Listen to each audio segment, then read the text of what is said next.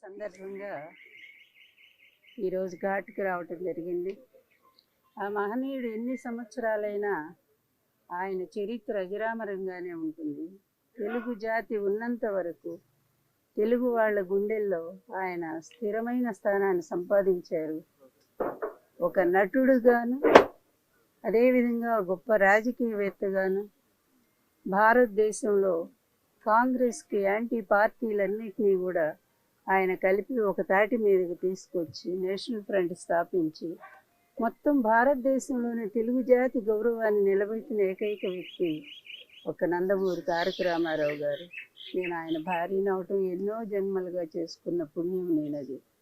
ఆ మహనీయుని ఇప్పుడు కుటుంబ సభ్యులు మేమే కాదు, యావత్ ఆంధ్ర జాతే కాదు, ఎక్కడ విదేశీయాల్లో ఉన్న తెలుగు జాతి కూడా ఆయన్ని స్మరించుకుంటూనే ఉంది.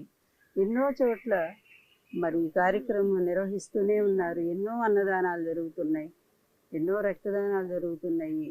ఇన్ని సంవత్సరాలు ఆయన చనిపోయి దాదాపు 28 సంవత్సరాలైంది. 96 ఆయన జనవరి 18వ తారీఖు మనల్ని అందరినీ వదిలిపెట్టి వెళ్ళారు.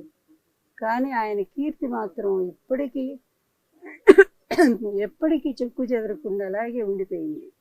అది నిజమైన ఇది. అంటే మనిషి పుట్టుక ఎక్కడ ఉంటుందంటే మరణం తర్వాతే ఉంటుంది.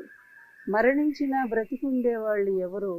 భగవద్గీత చెప్పినట్టు కూడా అటువంటి మహామనిషి జాతస్య ధ్రువోహి మృత్యువు అన్నట్టు మరణం అనేది ప్రతి ఒక్కళ్ళకి అది సహజమైనటువంటిది. మరణించిన బ్రతికి ఉండటం అనేది ఒక్క ఎన్టీఆర్ గారికే సాధ్యపడింది అనుకోవాలా. ఆయన ఎప్పటికీ ఉంటారు. నేను ఒక్కటే కోరుకుంటున్నాను, ఆయన ఆశీస్సులు తెలుగు ప్రజలందరికీ అందాలి, ఎప్పటికీ అందాలి. ఆయన ఆత్మ తెలుగు ప్రజల చుట్టూనే తిరుగుతూనే ఉంటుంది. న్యాయం కోసం ఆయన పోరాటం సాగిస్తూనే ఉంటుంది. మళ్ళీ మంచి ఈ ఎలక్షన్ల తర్వాత మంచి పరిపాలన కోసం ఆయన తప్పకుండా ఆయన ఆత్మ ఆశీస్సులు అందిస్తూనే ఉంటుంది. ఆంధ్రప్రదేశ్లో మంచి సుపరిపాలన మళ్ళీ కంటిన్యూ కాబోతూ ఉంది. అదేవిధంగా ఇక్కడ తెలంగాణ రాష్ట్రంలో కూడా మంచి పరిపాలన వాళ్ళు అందించాలని మేము కోరుకుంటా ఉన్నాము. ఎందుకంటే ఎక్కడున్నా తెలుగు జాతి, తెలుగు ప్రజలు సుఖంగా ఉండాలి. నాయకులైన వాళ్ళు స్వార్థానికి, అవినీతికి తల ఉంచితే ఏ విధమైనటువంటి శిక్షలు ఉంటాయో కూడా ప్రత్యక్షంగా చూస్తూ ఉన్నాము. అందువల్ల ప్రజల కోసం జీవించే వాళ్ళు నాయకులు అనేది ఎన్టీఆర్ గారు ఒక్కరే చాటి చెప్పారు. అందువల్ల ఆయన స్ఫూర్తితో ఆంధ్రప్రదేశ్లో పరిపాలన అలాగే సాగుతూ ఉంది. అదే కంటిన్యూ అవుతుంది కూడా.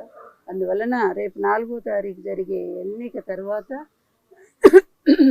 ఆంధ్రప్రదేశ్ మళ్ళీ ఒక సుభిక్షమైన శాంతియుతమైన పరిపాలన అందుకుంటుందని, అందుకు ఎన్టీఆర్ గారి ఆశీస్సులు నిండుగా జగన్మోహన్ రెడ్డి గారికి అందాలని కోరుకుంటూ సెలవు.